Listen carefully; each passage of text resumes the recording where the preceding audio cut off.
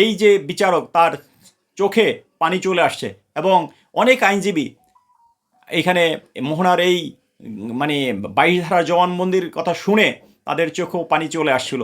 আমরা চাইব বাংলাদেশে আর যেন মোহনার মতো কোনো মেয়ে এইভাবে নির্যাতন নিপীড়নের শিকার হয়ে, অত্যাচারের শিকার হয়ে এই ধুকে ধুকে তাকে সেই আইসিইউ পর্যন্ত যেতে না হয়। আজকের এই বিচার থেকে আমরা এই শিক্ষাই নেব এবং আমরা আশা করব এই বিচারটা যদি এরা সঠিকভাবে পায় তাইলে আর আমাদের এই দেশে এই টাইপের কাজ করার মতো আর কেউ সাহস করবে না। শতাধিক আইনজীবী উপস্থিত থেকে আমরা মোহনার পক্ষে আমরা আইনি লড়াই লড়েছি। ধন্যবাদ আপনাদেরকে। মূল বিষয়টা ছিল যে আমাদের দেশের যে অবস্থা, আমাদের দেশকে নিয়ে এখন বিভিন্ন দেশে সারা পৃথিবীতে এখন অন্যভাবে আমাদের দেশকে ট্রিট করার চেষ্টা করছেন। একদম সেই ক্রান্তি লগ্নে আজকে এই বিষয়টি সামনে চলে আসছে জাতির সামনে। তো আজকের যে ঘটনা সেটা হচ্ছে যে মোহনার সাথে বিমানের এমডি শফিকুর রহমান সে এবং তার স্ত্রী এবং তাদের কাজের বুয়ারা মিলে তাকে পাশবিক অত্যাচার নির্যাতন করেছিল এবং দীর্ঘ 2 মাস পর্যন্ত তার উপর পাশবিক অত্যাচার করেছিল। এই বিষয়ে আজকে আমরা যখন আপনাদের মিডিয়ার মাধ্যমে যখন আমরা জানতে পারলাম যে আজকে তাদের রিমান্ড শুনানি এবং তাদেরকে এর আগে যেই শুনানিটা হয়েছিল সেখানে দেখেন যে আমাদের তদন্তকারী কর্মকর্তা আয়ু যিনি ছিলেন তিনি সেখানে 4 জন আসামির মধ্যে এই 1 নম্বর 2 নম্বর 3 নম্বর আসামির এর জন্য কোনো ধরনের রিমান্ড করেন নাই, রিমান্ডের কোনো আবেদন করেন নাই। এখানে আরেকটা বিষয় হচ্ছে 4 নম্বর আসামির জামিন রিমান্ডের আবেদন করেছিলেন। 4 নম্বর আসামি ছিল কাজের বুয়া।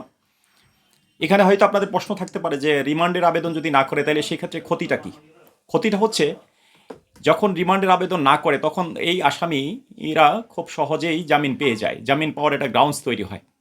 যাই হোক, তারই প্রেক্ষিতে যখন আমরা দেখলাম এই বিষয়টা সারা পৃথিবীতে তোলপাড় এই মোহনার বিষয়টা নিয়ে, এবং আমরা যখন জানতে পারলাম যে আজকে তার এই মোহনার বিষয়ে ওই আসামিদেরকে পিডাব্লিউ দিয়ে কোর্টে আনা হবে এবং তাদের জন্য তাদেরকে আবার রিমান্ড চাওয়া হবে, এই বিষয়টা যখন আমরা অবহিত হই তারপরে আমরা আমাদের আইনজীবীরা সংঘবদ্ধভাবে সেখানে প্রায় শতাধিক আইনজীবী উপস্থিত থেকে আমরা মোহনার পক্ষে আমরা আইনি লড়াই লড়েছি এবং আমরা যেটা প্রত্যাশা করেছিলাম, আমাদের যে আর্জি ছিল সেখানে যে প্রত্যেক আসামির 7 দিন করে আমরা রিমান্ডের আবেদন করেছিলাম এবং বিজ্ঞ আদালত সন্তুষ্ট হয়ে সেখানে 1 নম্বর আসামি যে বিথি যে এমডির স্ত্রী তাকে 7 দিন তার 7 দিনের রিমান্ড মঞ্জুর করেছেন।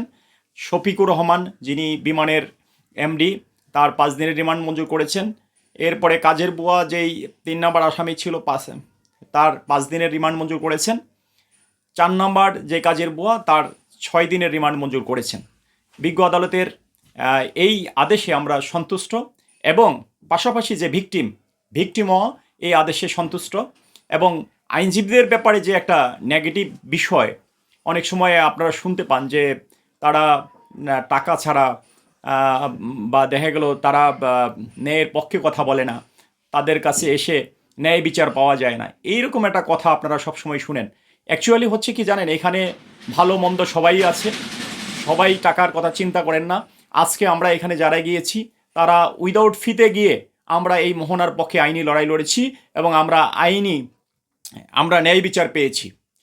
এই জন্য হচ্ছে যে যদি আমরা যৌথভাবে যদি আমরা এই ব্যাপারগুলিকে আমরা মোকাবেলা করি, যেটা আমরা মিলে আমরা করেছি, সেই জন্য আজকে মোহনার পরিবার আজকে ন্যায় বিচার পেয়েছে আর আমরাও এই ন্যায় বিচার পাইয়ে দিতে পেরেছি। সেই জন্য আমাদের কাছেও ভালো লাগছে, আপনাদের কাছেও ভালো লেগেছে।